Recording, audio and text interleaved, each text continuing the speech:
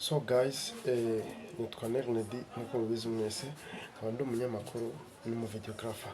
So uyu munsi wa none ngiye kubasangiza rumwe mu rugendo nakoze ejo bundi, dukora behind the scene, nari ngiye gushutinga film yitwa Inzira y'Umusaraba, izajya ijya ku rubuga cyangwa kuri YouTube ya Lumina Studios.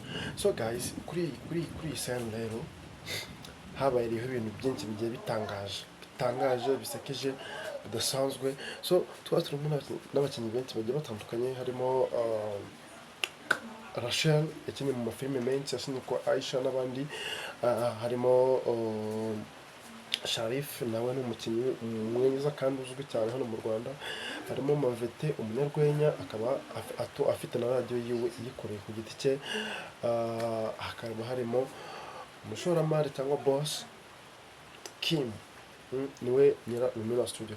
So guys,